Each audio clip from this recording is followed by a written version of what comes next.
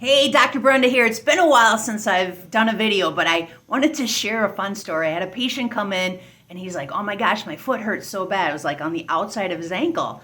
And I'm like, of course, I'll check it. And so anyway, I found a bone in his foot that needs to be adjusted. And he's like, I had no idea there's like these little bones in your feet that can be adjusted as well. I'm like, yes. So I adjusted it and he was like, oh my gosh, so much better. So the thing is this is like, how does that happen? So if you walk on unlevel terrain, which he did, he was mowing his grass, and he said he stepped on a rock and it like twisted his ankle. That's exactly how that can happen. So chiropractic is amazing. It can help with foot pain if you have foot pain from running or walking on standing all day, working, whatever. I can certainly help. So would love to help.